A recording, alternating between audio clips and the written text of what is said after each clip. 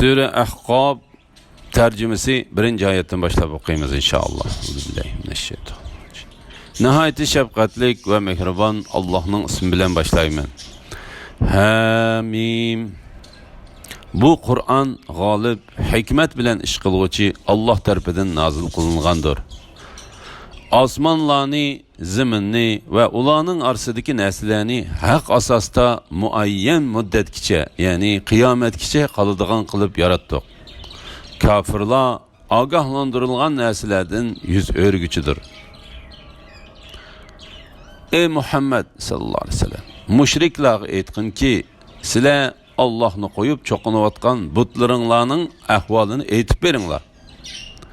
Ular zaminning qaysi qismini yaratganligini menga ko'rsatinglar. Yoki osmonlarni yaratishda ularning Alloh bilan o'rtoqligi bormi? Bu Qur'ondan ilgari sizlarga nozil qilingan kitob yoki ilgarikilardan qolgan ilm bo'lsa, menga elib kelinglar.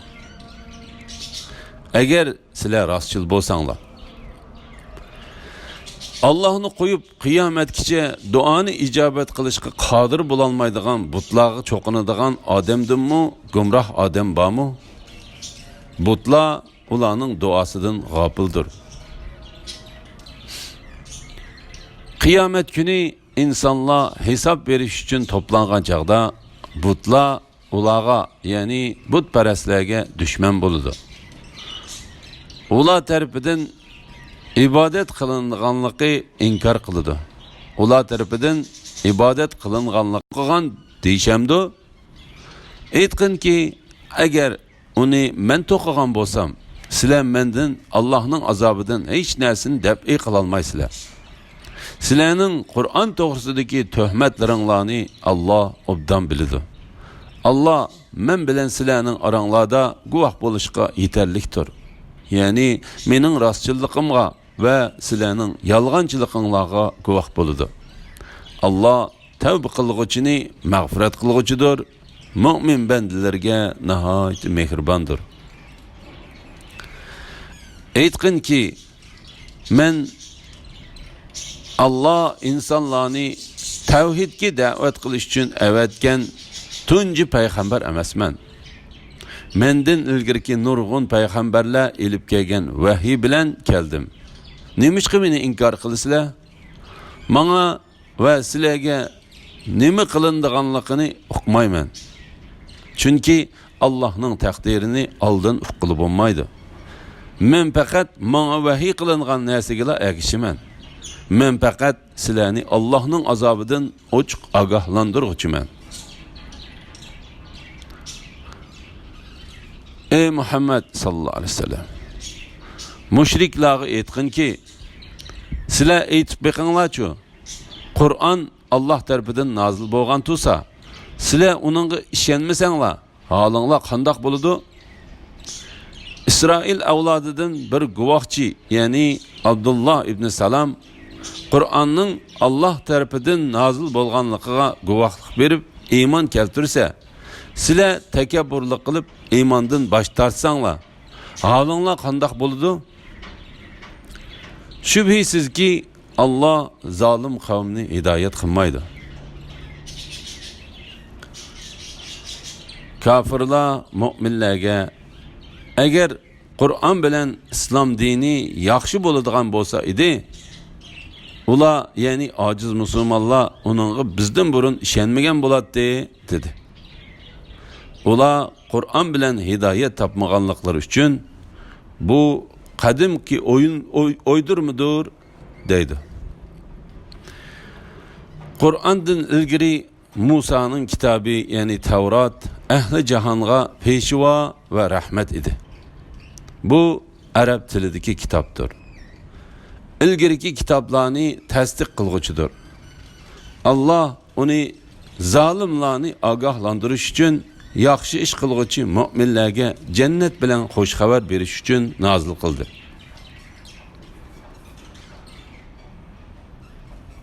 Rabbimiz Allah'tır degan ondan to'g'ri yo'lda bo'lganlarga shubhisizki kelgusidan g'am qilish, ketganga qayg'urish yo'qdir. Eni şula ehli cennettir. Ular cennette mengü kalıdır. Bu ularning qilgan yaxshi amallarını mukofotlash uchundir. Biz insonni ota-onasiga yaxshilik qilishga buyurdik. İnsonni onasi mushaqqat bilan qo'soq ko'tarib, mushaqqat bilan tug'di. Uningga qo'soq ko'tarish muddati va uni sutdan ayirish muddati 30 oydir. Taki o boğaq ösüp kuch-quvvatga to'lib 40 yoshga yetganda o Rabbim sening menga va ota-onamga bergan ne'matingga shukr qilishni va sen rozi bo'ladigan yaxshi ishni qilishimni menga ilhom qilgin. Men uchun mening avlodimni tuzigin, ya'ni mening avlodimni yaxshi odamlar qilgin. Men haqiqatan sana jami gunohlardan tavba qildim. Men haqiqatan musulmonlardandurman deydi.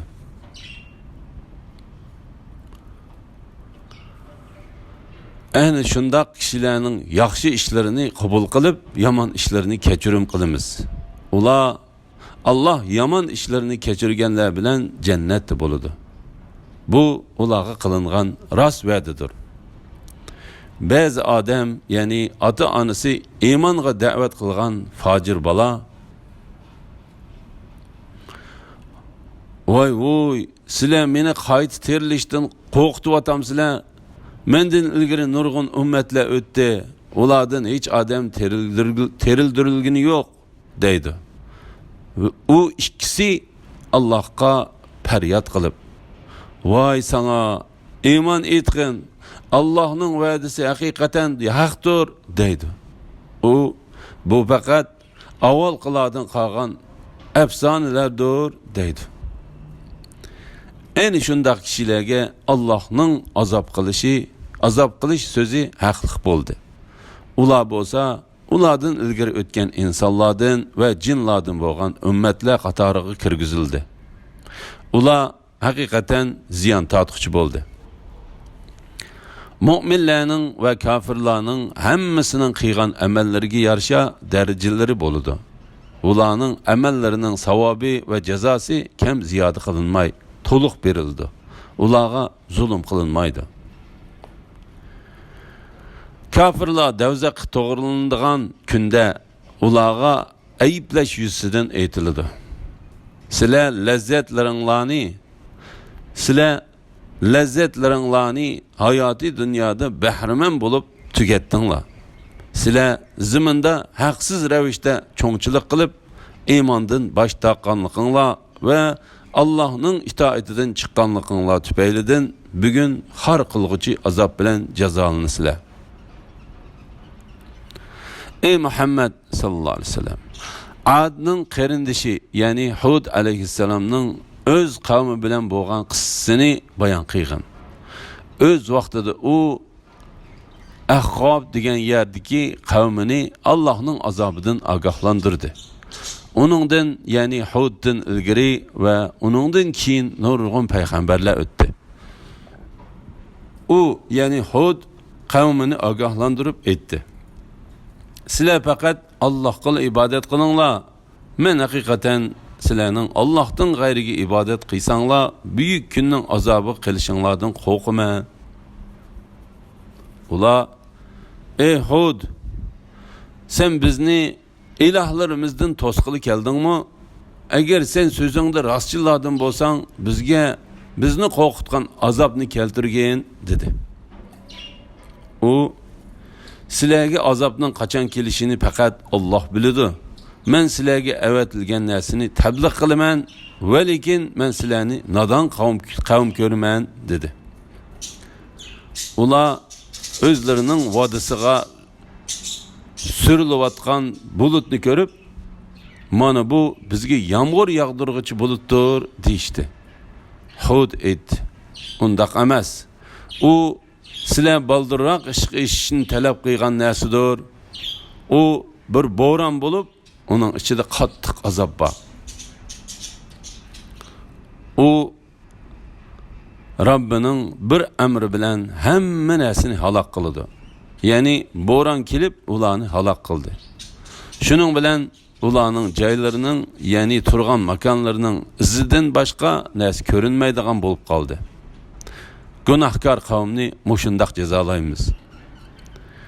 Biz ularni, ya'ni Ad qavmini pul, mol, kuch-quvvat jihatda sizlarni qodir qilmagan narsalarga qodir qildik.